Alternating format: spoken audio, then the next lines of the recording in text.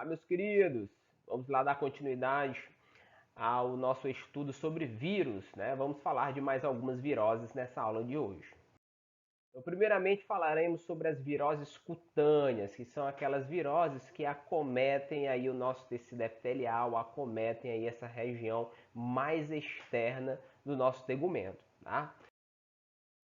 A herpes simples ou herpes labial, ela é causada por um vírus conhecido como HSV1, certo? Cuidado para você não se confundir, que o vírus HSV2 é aquele que causa herpes genital, enquanto o vírus HSV1 causa a herpes labial.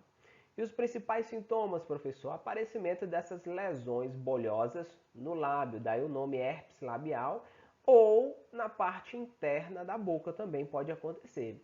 E você adquire esse vírus ao entrar em contato com as lesões de pessoas doentes, tá certo?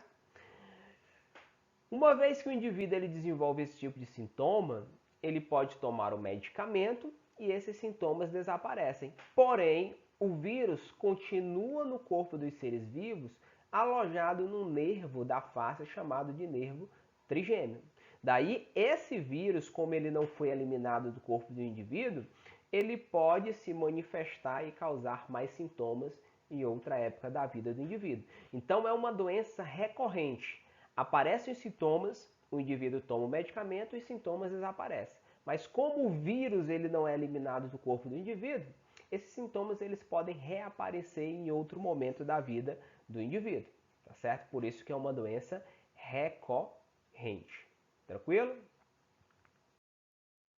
A catapora ou varicela, que é uma doença comum na infância, é causada por um vírus conhecido como HHV3. E você adquire esse vírus ao entrar em contato com aerosóis de saliva ou secreções nasais de uma pessoa doente, tá certo?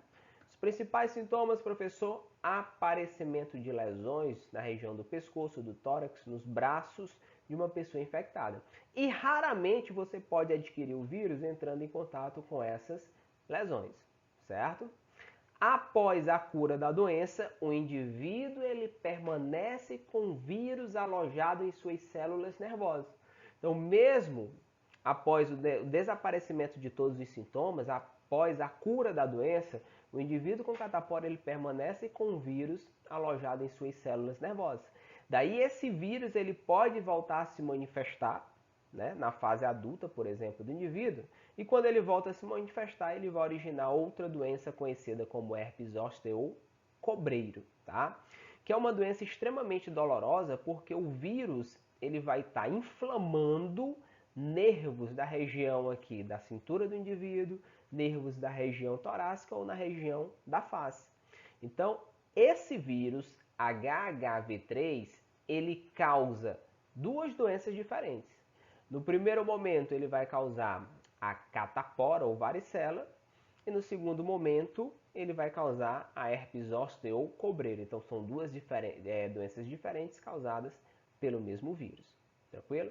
Professor, forma de prevenção para a catapora. Olha só, existe a vacinação, tá? No calendário de vacinação existe uma vacina para a catapora que você pode utilizar como forma de prevenção, certo? Bem, a rubéola é causada por um vírus do gênero rubivírus, certo? Que você também vai adquirir entrando em contato com gotícula de saliva ou secreções nasais de um indivíduo doente, certo?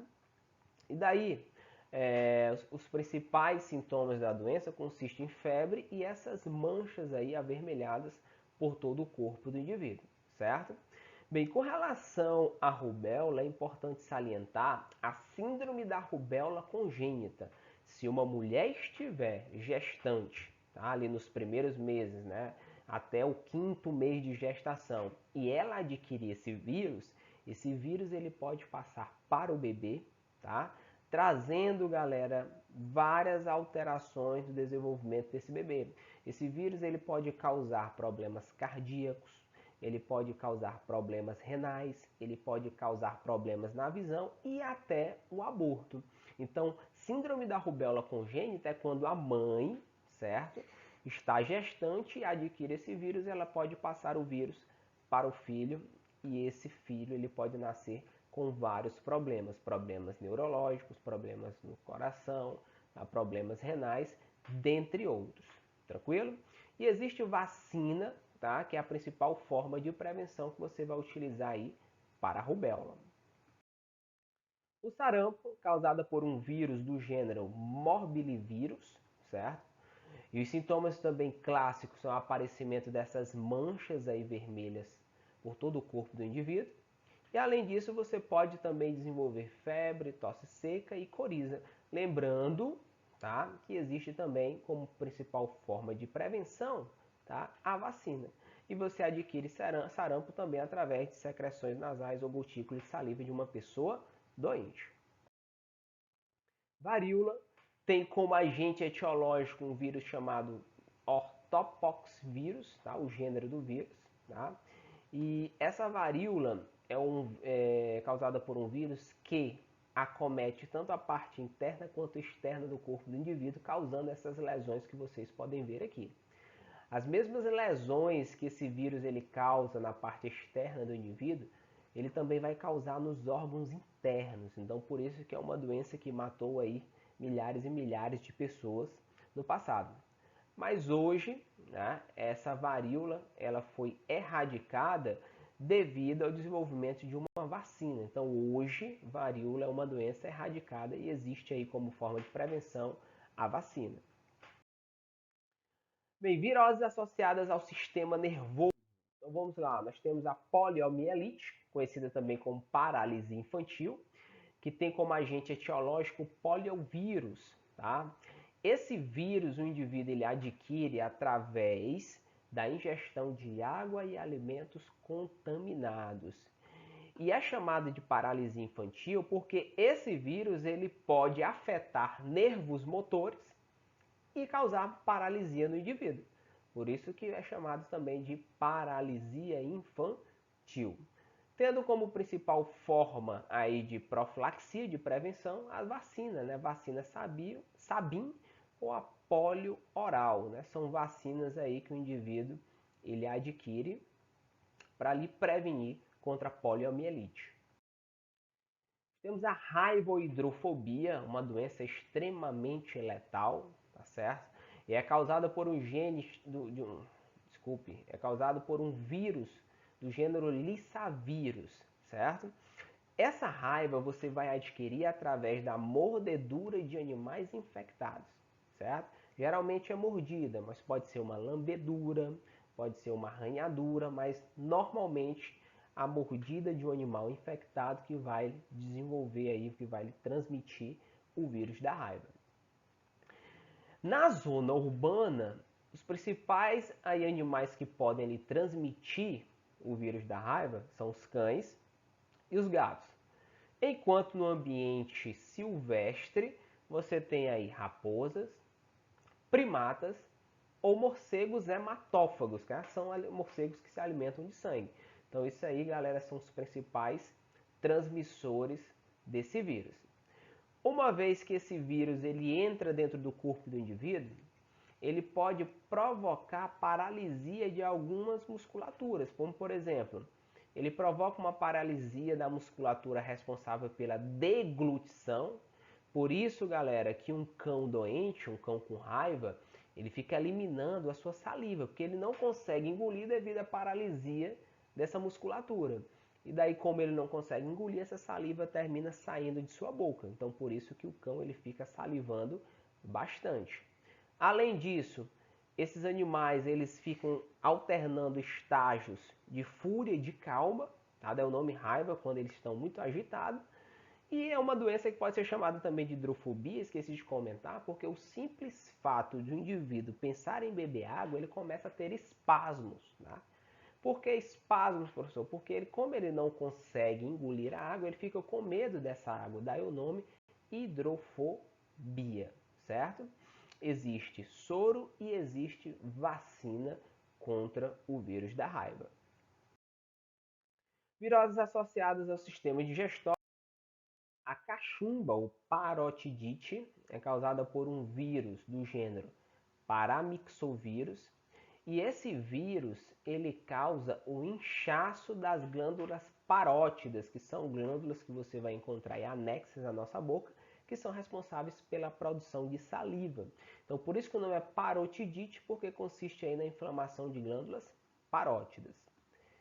Daí aqui você tem o principal sintoma, né, dessa doença, que é o inchaço dessas glândulas parótidas. Nós temos aqui um indivíduo normal, ó, sem cachumba, e aqui um indivíduo com cachumba. Notem aqui esse inchaço que é devido ao aumento das glândulas parótidas, que são glândulas produtoras de saliva. Tá? Mais uma imagem aqui, ó, mostrando o inchaço nessa região, o inchaço das parótidas, certo? É importante salientar que é uma doença quando o nível de infecção viral está muito alto. Esse vírus ele pode cair no sangue e ir para o testículo masculino ou ovário feminino, causando infecções nessas gônadas. E daí quando ocorre a infecção nessas gônadas, pode levar o indivíduo à infertilidade, tá certo? Lembrando que existe como principal forma de prevenção também uma vacina para a cachumba. Nós temos aí a hepatite viral. O que seria hepatite? Ó? Tite é inflamação. Hepa vem de fígado. Então, inflamação do fígado causada por vírus. Existe a hepatite A, B, C, D e E. E cada uma delas é causada por um vírus diferente. O vírus que causa a hepatite A é o HAV. Tá? Vírus que causa a hepatite B é HBV. Hepatite C, HCV, D, HDV e E, HEV. Então, cada tipo de hepatite é causado por um vírus diferente. E aqui eu fiz um quadro comparando aí alguns aspectos importantes em relação a elas. Primeiro, o material genético dos vírus. Ó. Notem que o único vírus que tem como material genético DNA, ou seja, um desoxivírus, é o vírus que causa a hepatite B, certo? Com relação à forma de transmissão, a hepatite A e a hepatite E, elas são transmitidas, elas são adquiridas através da ingestão de água e alimentos contaminados com vírus. Professor, e por que aqui tem oral fecal? Porque o indivíduo que tem hepatite A e E vai estar eliminando o vírus através das fezes. E se essas fezes elas contaminarem alguma água ou alimento e o indivíduo ingerir, ele termina adquirindo a doença. Por isso que é oral fecal. A hepatite B e a C ocorre a transmissão através do sexo e do sangue. E a hepatite D é um vírus que ele é cotransportado com o vírus da hepatite B. Então, se o indivíduo ele for diagnosticado com hepatite B, pode ser que ele tenha também AD, porque esse vírus ele é cotransportado com o vírus da hepatite B, certo? E existe vacina, professor, para todos? Não. Existe vacina para hepatite A, hepatite B. C, D e E não existe vacina, beleza? Lembrando, um detalhe também importante, que o principal sintoma da hepatite é a icterícia, né? Icterícia, a pessoa fica com aquele aspecto amarelado, com as mucosas amareladas. Né? Por quê, professor? Porque como o vírus ele ataca o fígado, ele termina, galera, liberando para o sangue um pigmento amarelado chamado de bilirrubina. Daí esse pigmento ele termina se espalhando por várias regiões do corpo do indivíduo, dando esse aspecto amarelado, certo? Viroses associadas ao sistema cardiovascular e linfático. A primeira delas, dengue, muito conhecida e muito cobrada nos vestibulares, tá? A dengue é causada por um vírus do gênero flavivírus e é transmitida para o homem através do mosquito Aedes aegypti. Então eu digo que o agente etiológico ou o agente causador é o vírus flavivírus. Agora, o vetor ou agente transmissor é o mosquito Aedes aegypti, que é esse mosquito alvinegro que vocês estão vendo aqui, preto com branco. Agora, um detalhe importante: apenas quem vai transmitir a doença para o homem são as fêmeas desse mosquito, porque apenas as fêmeas são hematófagos, ou seja, elas se alimentam de sangue. O macho não transmite, por quê? Porque ele vai se alimentar de seiva de plantas, ele é fitófago, tá certo? Então, apenas a fêmea transmite o vírus para o homem. Professor, mas por que apenas a fêmea vai se alimentar de sangue? Porque ela precisa do ferro do nosso sangue para a maturação dos seus óvulos. Então ela precisa do ferro do nosso sangue para a reprodução. É importante salientar que esse inseto ele tem um desenvolvimento holometábolo. Tá? O que é isso, professor? Ele vai pôr os seus ovos no ambiente aquático, daí a necessidade e a importância de estar eliminando qualquer tipo de reservatório com água parada, tá? Elimina os seus ovos. Dos ovos sai uma larva, tá? A larva se transforma em pupa e a pupa origina um indivíduo adulto. Então, todo indivíduo que passa por todas essas fases, ovo, larva, pupa e adulto, eu digo que tem um desenvolvimento holometábolo, que é uma metamorfose completa, certo? Bem, existem 4 subtipos desse vírus, o dengue 1, o 2, o 3 e o 4, tá? E cada um pode te causar dengue, certo? Por isso que você pode pegar dengue até 4 vezes. Se você pegar a dengue pelo dengue 1, você fica imune em relação a ele, mas pode pegar pelo 2, pelo 3 e pelo 4 e assim por diante. Então você pode pegar aí dengue 4 vezes, certo? Bem, as principais formas aí de combate, prevenção, são a forma mecânica, né? Que seria a forma mecânica? Seria a eliminação de reservatórios com água para evitar a ovoposição da fêmea, tá? Já uma vez que essa fêmea vai eliminar os ovos no ambiente aquático, na forma mecânica. Forma química é a utilização de inseticidas para matar esse inseto. E biológica é utilizar, por exemplo, um animal, um outro ser vivo para controlar a população desse mosquito. Como, por exemplo, existem pessoas que colocam peixes larvófagos, tá? Em caixas d'água, que são peixes que comem as larvas do Aedes aegypti. Então, nesse caso, eu tenho um peixe controlando a população desse mosquito, eu chamo isso de controle biológico, né? Beleza? Então, formas de prevenção. Lembrando que essa dengue ela pode se manifestar de 2 formas, dengue clássica, né? E a dengue hemorrágica. E esse inseto, que nós chamamos de Aedes aegypti, ele também pode transmitir o vírus da Zika, que é uma doença que está associada à microcefalia, tá certo? Chikungunya, que é uma doença que é muito parecida com a dengue, porém, o indivíduo ele tem várias dores nas articulações que podem durar 4, 5, 6, 7 meses, 8 meses, 1 ano, tá? E esse vírus ele pode também transmitir a febre amarela urbana. Então notem que é um vetor que pode transmitir aí vários tipos de doenças para o homem. Um detalhe muito importante é que uma das formas de prevenção, formas profiláticas mais importantes é evitar o desmatamento. Por quê, professor? Porque o ambiente natural, tá, dos insetos é onde? Na mata ou próximo dela. Quando o homem desmata, ele vai estar destruindo o ambiente natural desse mosquito e ele passa a viver próximo ao homem. Então, uma forma de prevenção de todas as doenças que são transmitidas, por exemplo, por insetos, é evitar o desmatamento, tá? Anotem aí que é muito importante. A febre amarela, como eu falei para vocês, é causada por um vírus do gênero Flavivírus, tá? E recebe esse nome porque o indivíduo ele tem muita febre e fica com aspecto amarelado, fica com icterícia. Daí você já sabe, se fica com icterícia é porque o vírus vai atacar que órgão? O fígado. Muito bem. Bem, existe aí a febre amarela urbana e a febre amarela silvestre. Na zona urbana, quem vai transmitir o vírus para o homem é o Aedes aegypti, a fêmea do Aedes aegypti. Isso na febre amarela urbana. Já na febre amarela silvestre, quem vai transmitir esse vírus para o homem são mosquitos do gênero Hemagogos ou Sabetes. Então vai mudar aí o vetor, dependendo da localização. Professor, e os macacos e os primatas, eles transmitem o vírus da febre amarela para o homem?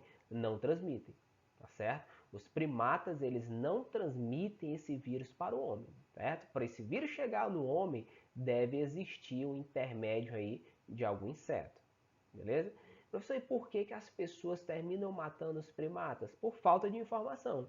Porque, na verdade, a presença dos primatas no ambiente é ideal para a prevenção da doença no homem. Como assim, professor? Porque se eu tenho primatas no ambiente silvestre, o mosquito ele prefere picar os primatas do que picar o homem.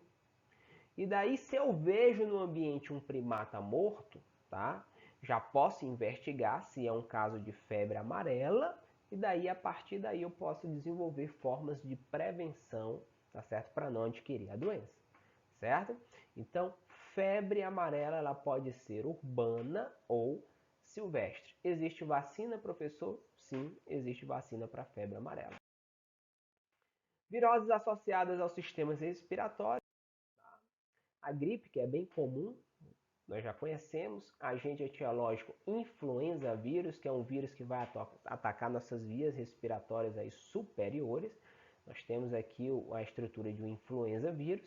E notem que é um vírus envelopado, certo? Que tem como material genético RNA. Detalhe importante, no envelope desse vírus, você vai encontrar aí, ó, proteína chamada de hemaglutinina e proteína chamada de neuraminidase.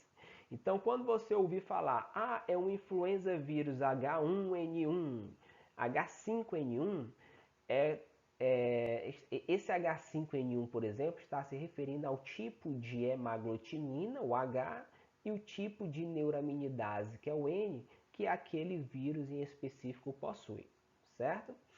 A gripe, galera, desnecessário comentar, mas é uma doença que vai te causar o quê? Coriza, tosse, tá? Dentre outros sintomas. Tem vacina para gripe? Tem. Lembrando que é um vírus altamente mutante, por isso que todos os anos é necessário aí produzir novas vacinas. Temos aí a síndrome respiratória aguda grave, SARS, ou pneumonia asiática, causada por um vírus conhecido como coronavírus ou SARS-CoV, tá? Essa pneumonia asiática, tá? O vírus foi identificado pela primeira vez lá em 2002. Foi um vírus que se espalhou rapidamente para outros países, mas foi controlado também rapidamente, tá? E é uma doença que você adquire, assim como a gripe, né, através de aerosóis de saliva, secreções nasais, e os sintomas também muito parecidos com a gripe. Detalhe importante, no caso da SARS, o síndrome respiratória aguda grave ou pneumonia asiática, o agente etiológico é o SARS-CoV. Já a pandemia atual, tá? Pandemia atual, que é causada por um vírus chamado de SARS-CoV-2, tá? E causa uma doença conhecida como Covid-19. Então, cuidado. No caso da síndrome respiratória aguda grave, SARS ou pneumonia asiática, o vírus é o SARS-CoV, tá? Já a Covid-19, que é responsável pela pandemia atual, aí é causada pelo vírus SARS-CoV-2, beleza? Então ficaremos por aqui, meus queridos. Um grande abraço biológico, beijo no nosso sino atrial. Valeu!